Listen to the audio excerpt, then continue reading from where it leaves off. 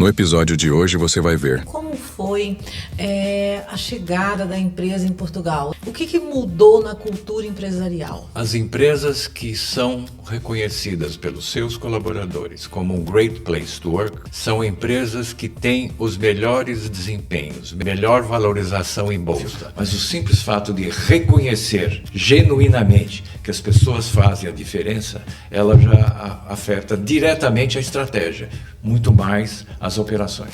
Então o branding das empresas começa dentro das empresas com as pessoas. E essas pessoas é que vão fazer o branding para fora. Seja muito bem-vindo a mais um episódio do podcast Norte Imobiliário Business, o podcast que conecta você com o norte de Portugal. E eu sou Vânia Fernandes, apresentadora desse podcast, e aqui discutimos negócios, mercado imobiliário, investimento e decisões estratégicas que moldam o futuro empresarial. Hoje falaremos sobre cultura organizacional como ativo competitivo das empresas. Se esse conteúdo gera valor para você, siga o nosso canal, compartilhe e comente, que isso faz a nossa comunidade crescer. Lembrando que esse episódio tem um patrocínio oficial da Agência Douro Imobiliária, a sua melhor escolha em Portugal.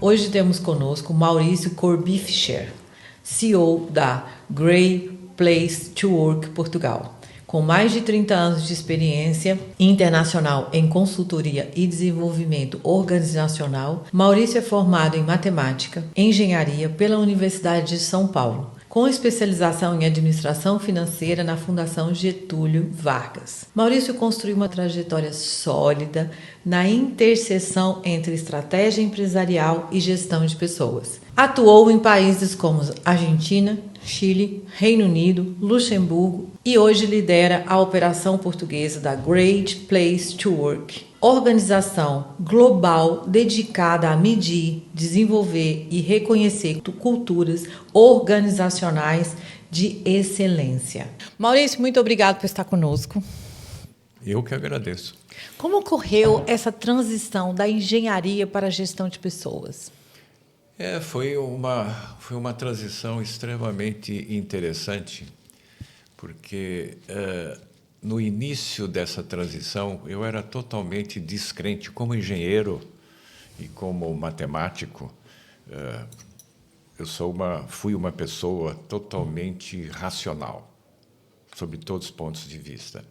Então, o meu ponto de inflexão ocorreu quando fui convidado, no final da década de 1990, um pouco antes da mudança do milênio, fui convidado a participar de uma equipa no Brasil da recém-instalada Great Place to Work do Brasil. Isso, um pouco antes do ano 2000. E aí eu tive o prazer de conhecer a pessoa, o jornalista americano, que realmente concebeu tudo aquilo que nós temos hoje em termos de excelentes lugares para trabalhar, de Great Place to Work. E conversando com ele, a única coisa que me fez convencer é aquilo que ele falou para mim ao final de uma conversa muito longa. As empresas que são reconhecidas pelos seus colaboradores como um Great Place to Work são empresas que têm os melhores desempenhos, melhor performance, o melhor resultado, a melhor valorização em bolsa. E é isso que me convenceu. Então, eu preciso conhecer. Foi o meu ponto de partida, apesar de toda a minha descrença. E foi aí que eu me contaminei pelo vírus da Great Place to Work. E como nesses anos todos, o que mudou na cultura empresarial? Uma ótima pergunta. O que mudou a principal mudança, eu diria que no mundo empresarial, seja aqui em Portugal, seja no Brasil, mesmo nos Estados Unidos, foi uma crença genuína do empresário ou dos executivos que trabalham em grandes corporações, de que genuinamente eles passaram a acreditar de que investir no capital humano, investir nas pessoas, dá resultado, melhora desempenho. Então, essa é a principal mudança.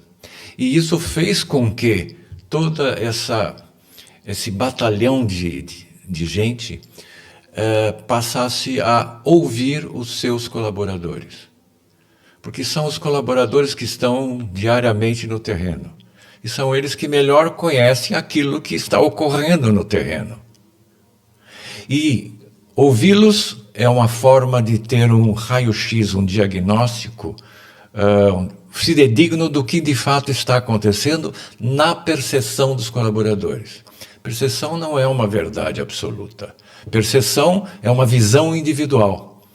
E, à medida que a empresa, através dos seus dirigentes, através do chamado C-Level, passa a ouvir os seus colaboradores, percebe, de fato, como que é o jeito de gerir as pessoas, gerir o negócio dentro da empresa. E os colaboradores também colaboram com as suas visões, com as suas sugestões de ações de melhoria. Porque eles identificam aquilo que é forte, que é positivo dentro da organização, dentro da empresa, e identificam aquelas oportunidades de melhoria. Identificam com as suas percepções. Por isso que a percepção a gente não discute.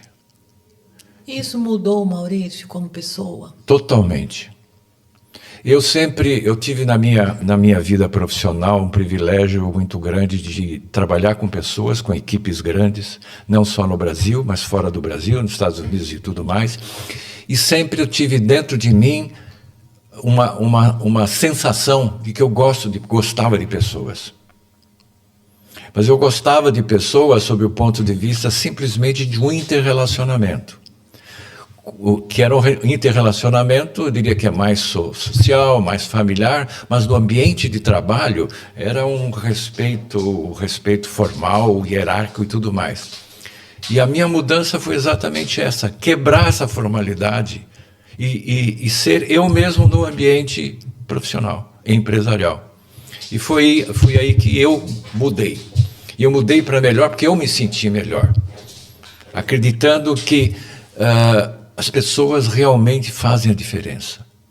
Isso te mudou como pessoa, te mudou como amigo, como pai, como CEO, isso te trouxe, te melhorou como ser humano? Totalmente, totalmente.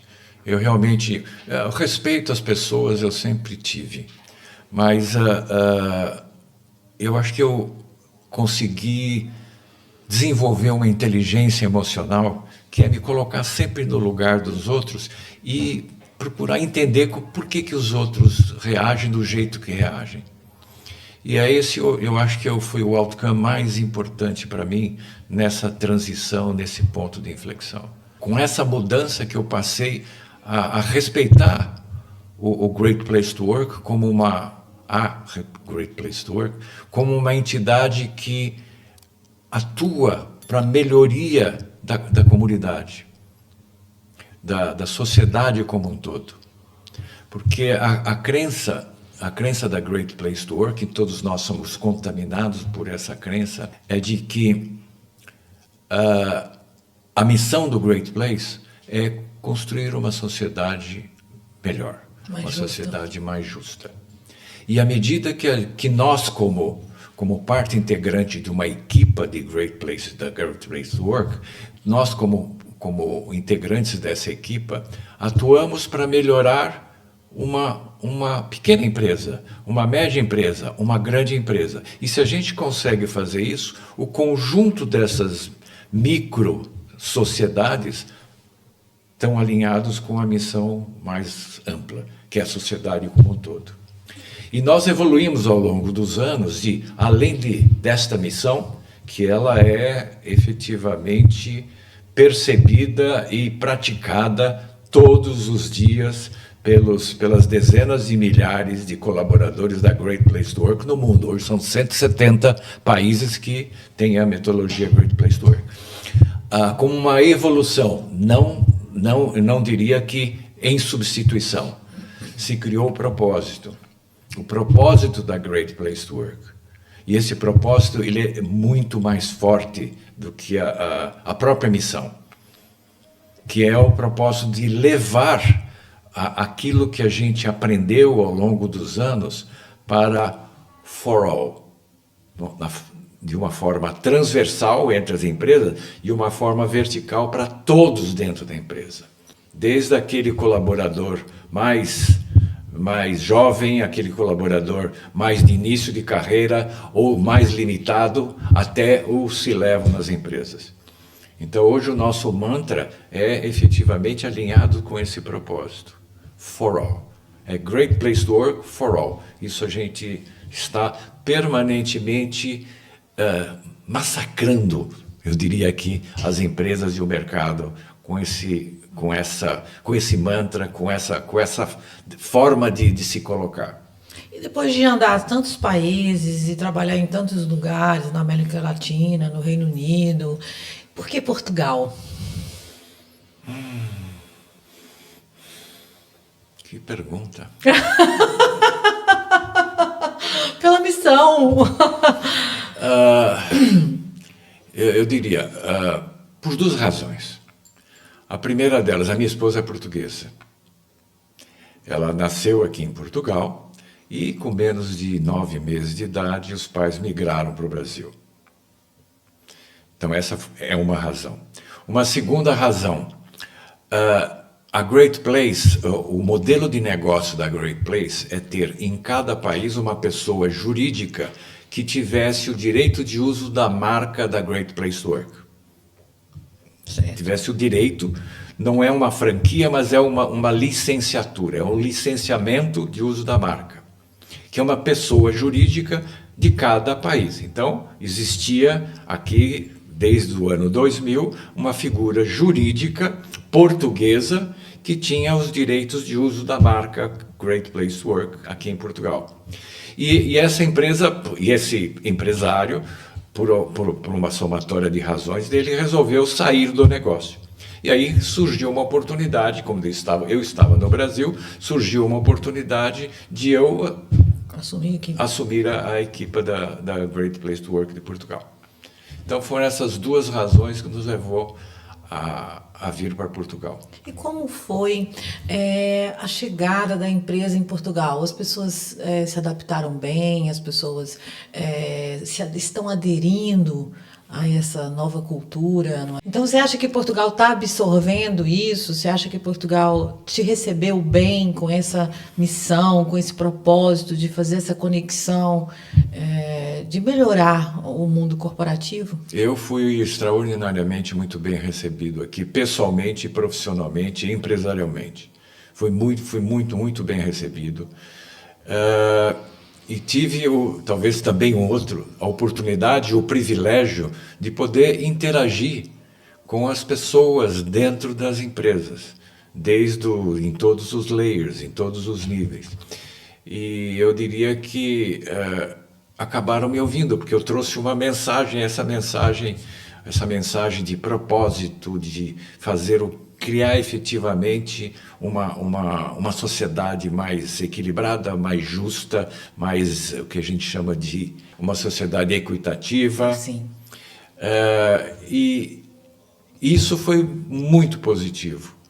Então, obviamente, não foi um trabalho, não foi, digamos, uma jornada suave, mas os resultados que eu percebo e coletei e coleto todos os dias têm sido muito importantes e muito positivos. E já podemos ver o fruto desse trabalho? Com certeza, as empresas percebem o fruto desses trabalhos através de indicadores internos delas. Indicadores internos, indicadores de maior percentual de retenção, isso significa um menor desligamento ou demissão voluntária, porque se as pessoas estão bem dentro das empresas, significa que elas confiam para quem elas trabalham, têm orgulho de vestir a camisola e gostam de quem trabalha. E esses três são os fundamentos conceituais da Great Place to Work: confiança, orgulho e camaradagem. E Maurício, como tem sido os números, né? Como já tínhamos dito antes, quando você fala de números, as estatísticas mudam. Hoje nós sabemos que uma das maiores dificuldades das empresas é essa inconstância dos funcionários, não é? Que vai para cá, vai para lá, isso a empresa tem um custo muito alto, porque tem que treinar o profissional, tem que dar formação. E depois a gente tem as baixas médicas, que é outro também calcanhar de Aquiles hoje das grandes empresas. E com esse programa, o senhor já consegue detectar uma diferença muito grande com os números já são bem positivos, antes e depois? Como... Ainda não, mas eu vejo e percebo que, digamos, saúde mental, de uma forma geral, está entrando nas agendas dos presidentes e CEOs como um fator diferencial na gestão das pessoas. O burnout, que está dentro da saúde mental, o well-being de uma forma geral, ele está sendo colocado efetivamente como uma prioridade nas agendas. E, importante, é um dos ingredientes do vetor ou da vertente de pessoas no capital humano, que está sendo colocado na administração estratégica, que historicamente, aqui em Portugal e no mundo inteiro, sempre teve duas vertentes, a vertente comercial e a vertente financeira. E hoje a gente percebe que é um reconhecimento que se criou efetivamente a terceira vertente, que é a vertente do capital humano. Que é o mais importante também. Que é o que faz as coisas acontecerem. Não isoladamente, óbvio, mas o simples fato de reconhecer genuinamente que as pessoas fazem a diferença, ela já afeta diretamente a estratégia, muito mais as operações. Muito bem. O senhor acha que existe diferença nas empresas mais tradicionais, as empresas mais familiares, para essa cultura? Acha que existe essa uma barreira? Eu não diria que é propriamente uma barreira, mas eu diria que é uma falta de sensibilização. Sensibilização significa o seguinte, é ter os ouvidos abertos daqui às inovações, não só as inovações tecnológicas, mas as inovações de processo, inovações de gestão, elas estão acontecendo numa velocidade crescente. Ter uma sensibilização e acreditar que a gente tem que ter os ouvidos abertos para saber aquilo que aquilo que é muito bom, que pode ser adaptado à nossa empresa, eu diria que até uma competência. É uma competência que se desenvolveu de uma forma muito rápida no que se refere ao capital humano. Então eu avalio, inclusive aqui em Portugal, uma curva extraordinariamente crescente nesse processo de sensibilização, e eu já vejo resultados não só na sensibilização, mas no planeamento e na execução e implementação de programas de melhoria do clima organizacional, melhoria da gestão de pessoas de uma forma geral. E como que é a reação desses colaboradores? Extremamente positiva. Nessas empresas, esses colaboradores são os embaixadores da empresa. Então, o branding das empresas começa dentro das empresas com as pessoas. E essas pessoas é que vão fazer o branding para fora. Então, a satisfação, a fidelização, a lealdade dos clientes começa dentro da própria empresa, com os embaixadores da empresa. Então, para ser embaixador da empresa, as pessoas precisam genuinamente acreditar e vivenciar. Uma coisa curiosa, aqui de Portugal, vou dar os dados de Portugal. Há 5 anos atrás, a gente observava pelas nossas pesquisas, ou seja, as audições com os colaboradores, que eles valorizavam, eu diria que 3 grandes temas: salários e benefícios, mobilidade, e o terceiro era, na época, eu diria que era a carreira. Mais formação do que carreira. Isso há 5 anos atrás. Hoje é completamente diferente. Hoje, em primeiro lugar, é propósito, alinhamento de propósito. Segundo lugar, é desenvolvimento. E, em terceiro lugar, a justiça. A capacidade não é propriamente a justiça, é a capacidade de audição de propostas. Ou seja, a liderança nesta empresa é aberta a sugestões de melhorias e tudo mais, e que erros que são cometidos são oportunidades de aprendizado. Eu acho que esses são os 3 pontos principais, os temas principais que mais são apreciados pelos colaboradores dentro das empresas. Vamos falar sobre o selo. Sobre o selo de certificação. Isso é muito O selo de interessante. certificação nada mais é do que uma consequência, um outcome de um estudo com a metodologia da Great Place to Work. Eu precisaria falar um pouquinho sobre como é que surgiu essa metodologia. Por favor. Essa metodologia surgiu na década de 1970 nos Estados Unidos através de um jornalista investigativo chamado Robert Levery. Esse jornalista foi contratado por uma editora para fazer um trabalho de pesquisa para depois, posteriormente, ensejar um livro, ser publicado um livro. E esse trabalho tinha como objetivo identificar o que deixava as pessoas dentro das empresas tão insatisfeitas, tão desmotivadas, tão desengajadas, tão descompromissadas. Ok, ele era um jornalista investigativo, não entendia nada nem de recursos humanos, nem do R e nem do H, recursos humanos, e também não entendia nada do mundo empresarial. Aí ele saiu a campo e parou para pensar, como é que eu vou fazer isso? O que ele fez? Ele mapeou os Estados Unidos, estou falando de 1975. Ele mapeou os Estados Unidos e identificou 200 empresas.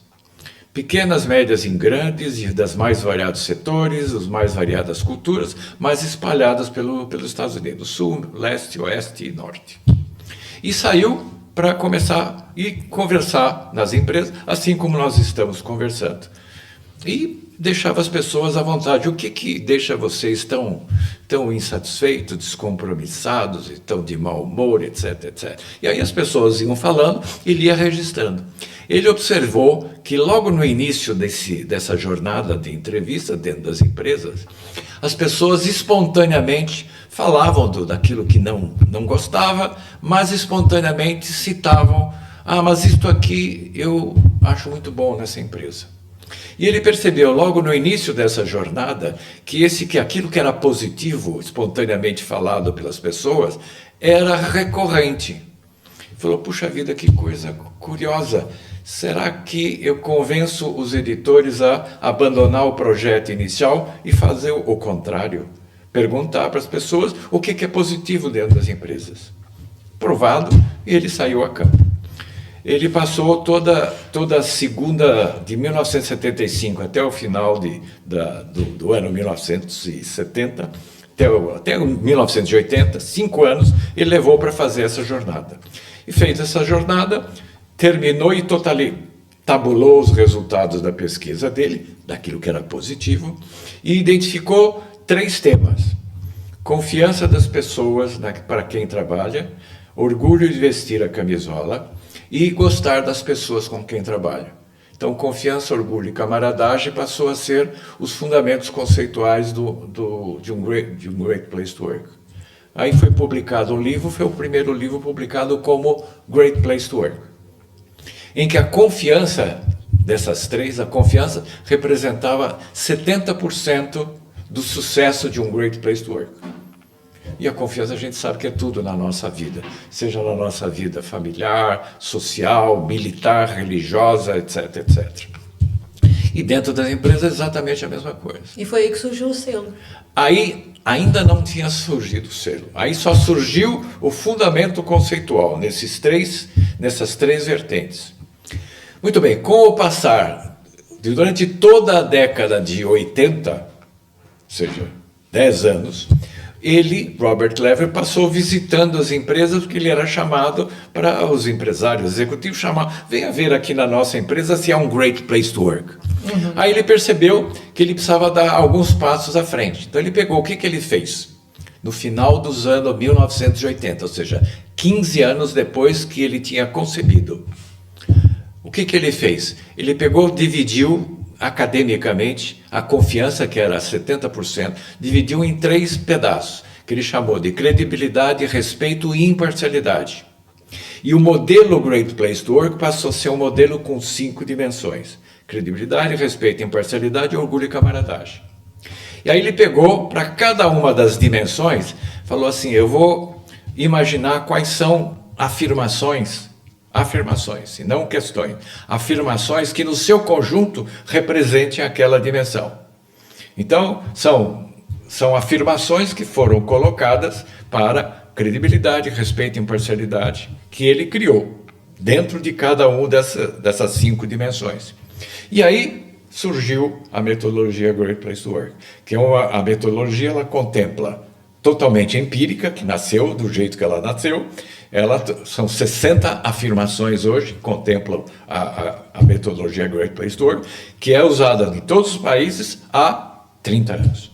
Então, com isso, o que ele fez? Ele colocou isso numa planilha Excel, estabeleceu uma escala de Likert, que vai de 1 até 5, que vai do menos verdadeiro até o mais verdadeiro, com a escala de 1 a 5, e ele ia às empresas para conversar com as empresas e não só mais registrava qualitativamente aquilo que é positivo, ele já pedia para as pessoas preencherem na planilha Excel, para cada uma das 60 afirmações da metodologia Great Place to Work, qual é a sua percepção, se era verdadeira, se era totalmente verdadeira, se ela não era totalmente verdadeira, etc.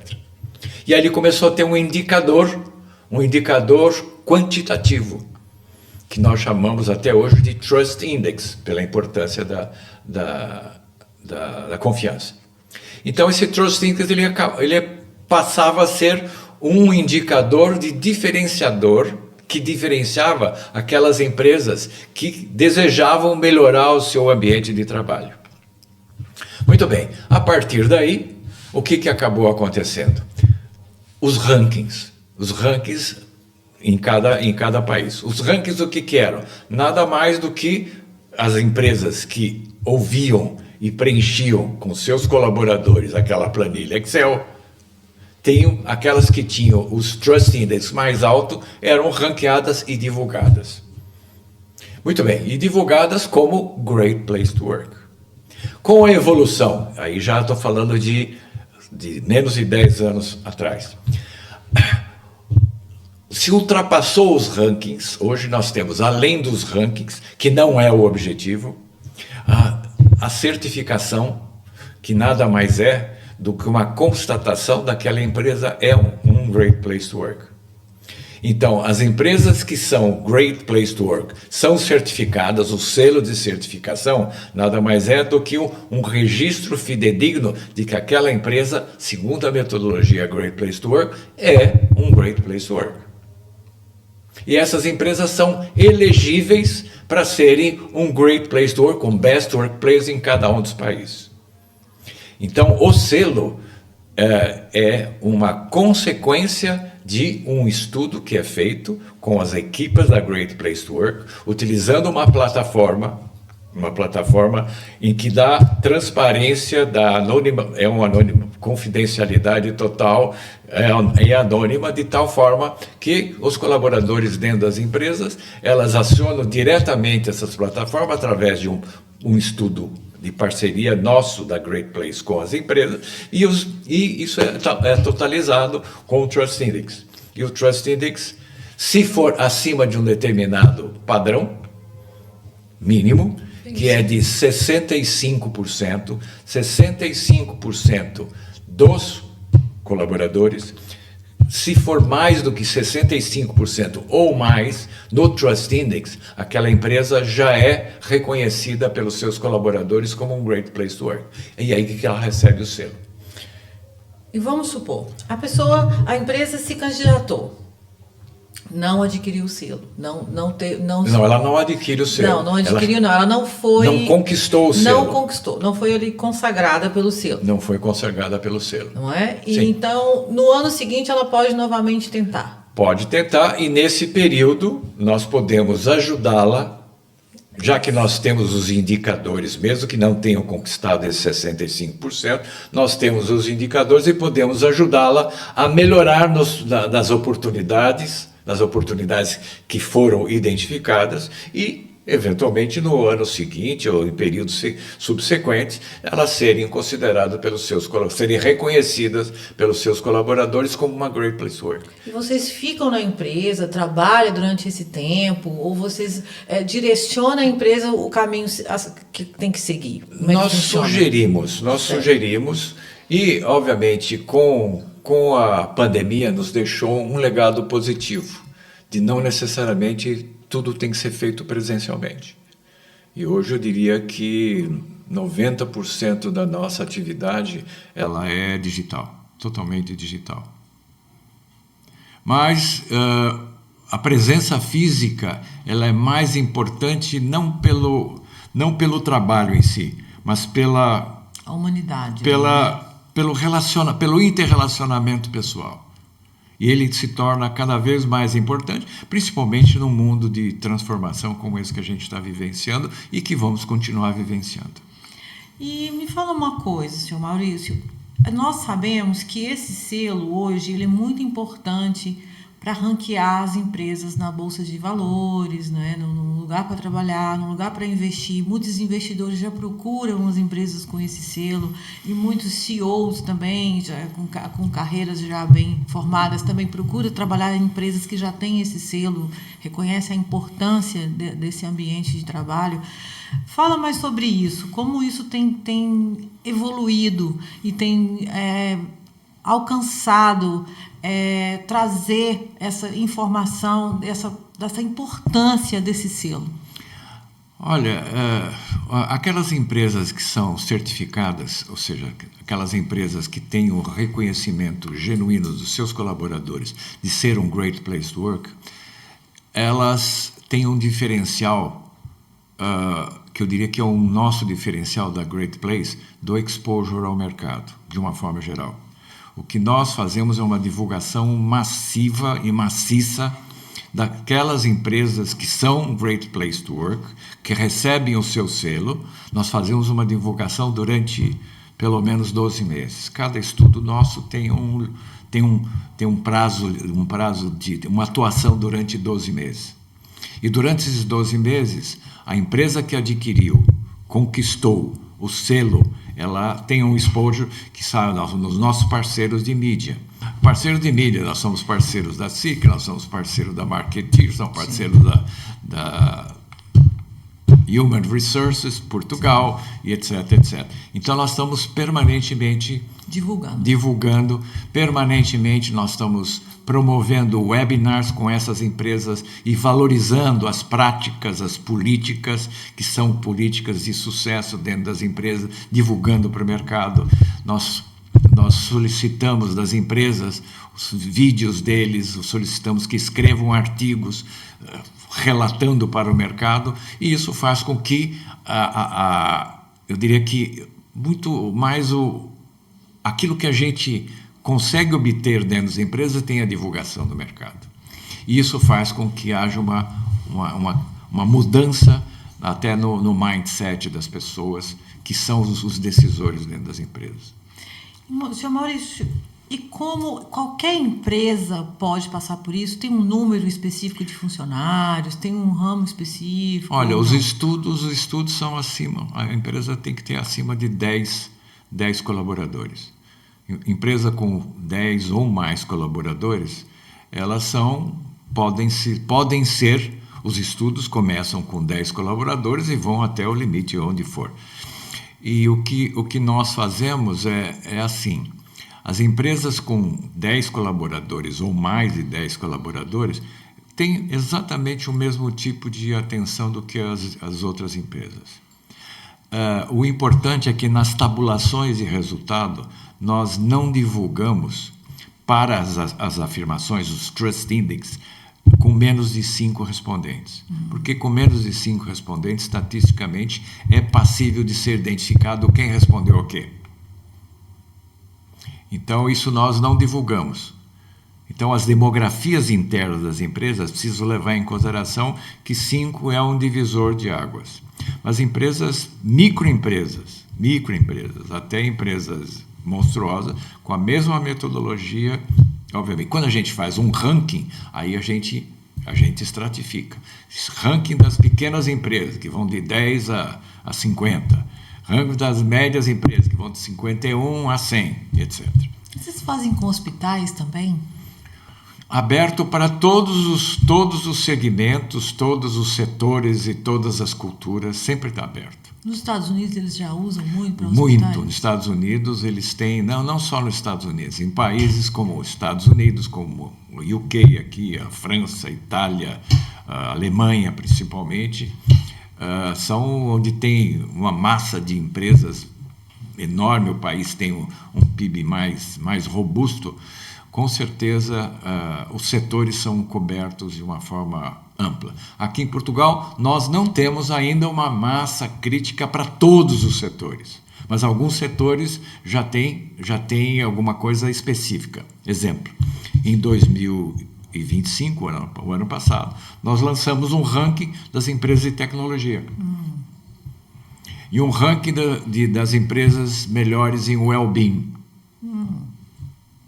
Então, isso começa a ter aqui em Portugal quantidade, massa crítica para justificar ter um ranking específico. Mas o que está por trás disso é as empresas serem reconhecidas pelos seus colaboradores através dos estudos da Great Place to Work como Great Place to Work. E a Great Place to Work já está em quantos países? Quase 170 países. Agora vamos falar um pouco sobre saúde mental. Eu sei que é um problema muito sério aqui em Portugal, no mundo todo, não é só Portugal, a gente está falando de Portugal porque nós estamos aqui em Portugal. No contexto europeu, como Portugal está posicionado em termos de saúde mental corporativa? Olha, eu diria que hoje existe a sensibilização. Em termos práticos, eu percebo iniciativas de grupos, de instituições que estão atuando de uma forma muito, muito intensa para fazer com que a saúde mental seja efetivamente tratada tecnicamente dentro das empresas. A nossa parcela de colaboração nisso é identificar. Nós não temos expertise e nunca vamos ter o expertise de tratar saúde mental, nem burnout, nada disso. Mas nós temos a possibilidade de identificar as empresas que são carentes e que estão abertas a ouvir quais são as soluções do mercado. Então já existem, eu diria que, indicadores, e esses indicadores estão crescendo aqui em Portugal. Os modelos estão sendo trazidos de fora, e principalmente aqui na Europa, vem de UK. O UK está muito avançado. Há mais de 10 anos a gente já houve avanços significativos no tratamento da saúde mental, graças às academias e às instituições que tratam exclusivamente desses temas de saúde mental.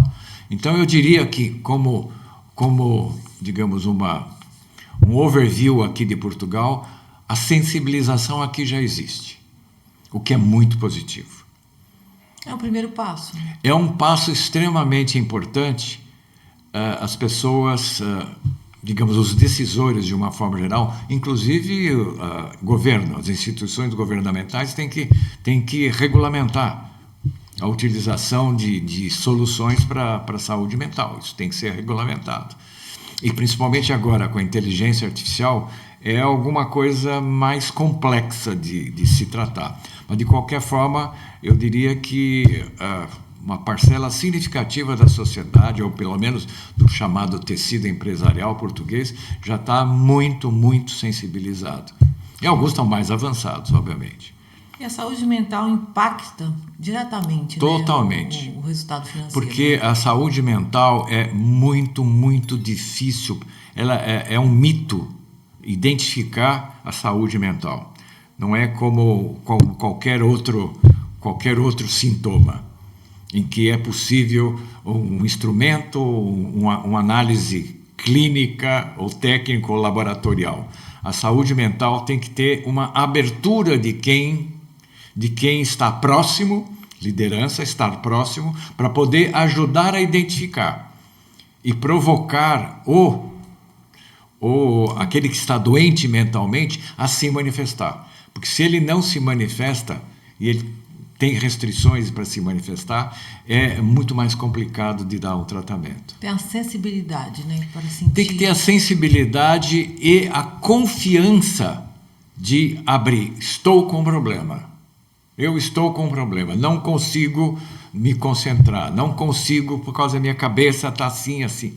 Muito difícil de provocar as pessoas ou induzir as pessoas a se comunicar dessa forma. Mas quando existe a proximidade entre colegas e líderes com as pessoas, quando existe essa proximidade efetiva e o interesse, precisa ter a proximidade e o interesse, não adianta só a proximidade física, tem que ter o interesse, porque muitas vezes é assim, não quero tratar, vou fingir que não existe o problema, e isso é terrível, mas vem diminuindo. Eu percebo que mesmo aqui em Portugal, com uma cultura mais eu diria que mais fechada, vamos chamar assim, nós estamos evoluindo.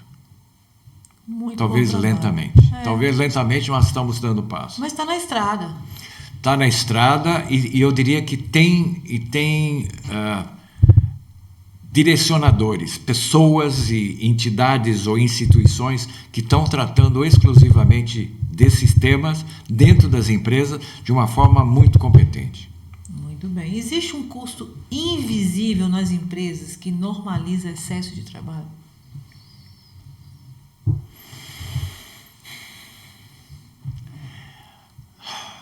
Não é bem um custo invisível. O que está ocorrendo é a questão da produtividade. E a produtividade não depende do excesso de trabalho ou pelo número de horas dedicadas. Só depende daquilo que são horas produtivas, produtividade. Então, eu diria que, novamente, nós temos até indicadores. Produtividade daquelas empresas que são Great Place to Work, eu tenho até aqui um indicador, que eu vou partilhar consigo esse indicador, que eu não sei de cabeça. A produtividade entre aquelas empresas que são Great Place to Work e são ranqueadas aqui em Portugal entre as 50 melhores empresas nas suas mais variadas dimensões. Para vocês terem uma ideia, a produtividade numa escala de 0 a 100 é 89 das empresas que são Great Place to Work. E os indicadores de produtividade do mercado que foram coletados aqui nesse final de 2025, essa produtividade foi 60. É de 60 para 89. Muita coisa. Então, é significativo isso. Então, eu diria que produtividade é alguma coisa que é um desafio ainda para Portugal de uma forma geral. Então, nós pequenininho, atuando em cerca de 250, 300 empresas, que são as empresas que a gente tem certificadas aqui em Portugal, nós estamos dando a nossa parcela de contribuição, procurando ajudar as empresas a terem melhor produtividade através das pessoas. São as pessoas que geram e gerem a produtividade das empresas. E a produtividade medida das mais variadas formas. Veja, por exemplo, a questão do agilidade, ou seja, velocidade. O indicador da Great Place é 91 e o indicador de agilidade no mercado é 57. Eu estou falando da Great Place, são aquelas 50 que são Best Workplace. Sim. São empresas certificadas, são Great Place to Work e estão entre as 50 melhores. Porque são 5 dimensões, 10 melhores em cada dimensão. Nós estamos falando da média dessas 50 empresas, de 2025. São números São números atraentes, né? Para quem olha para isso, pode acreditar que, puxa, faz uma diferença. E os números financeiros também vão disparar. Bom, novamente, esses números financeiros, eles nos Estados Unidos já estão muito consolidados. Eu diria que nos demais países ainda não estão muito consolidados, porque não há eu diria que uma vocação ou uma vontade em querer medir. Mas, de qualquer forma, em alguns países é mais... Em alguns setores, alguns segmentos, em alguns países e algumas culturas é mais fácil. Em outros é mais complicado. Mas eu não tenho dúvida nenhuma que aquelas empresas que são reconhecidas pelos seus colaboradores, elas têm um desempenho financeiro muito melhor que as demais. E hoje em Portugal, quantas empresas têm esse selo? Olha, para você ter uma ideia, nesses últimos 12 meses, em Portugal, foram 250 empresas que tiveram esse selo. Que bom! Muito bom. E 250. No norte? Essa pergunta eu não sei responder. Não sei responder. Mas tem alguém no norte? Tem várias empresas do norte. Tem várias empresas significativas no norte.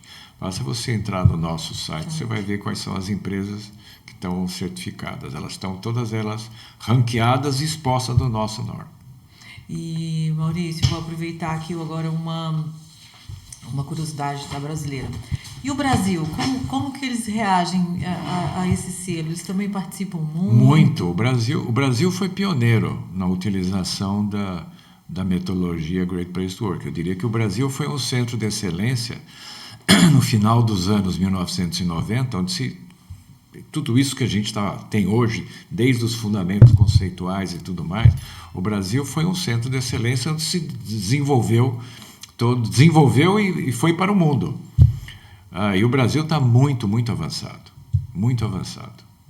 Os Estados Unidos muito mais, obviamente, países da Europa também. Mas o Brasil está muito, muito avançado. Está no segundo ranking dos países mais avançados nessa... Olha, a gente não avalia nem ranqueia o país que está mais avançado ou menos avançado. Todos utilizam a mesma plataforma. Sim. Todos utilizam o mesmo modelo.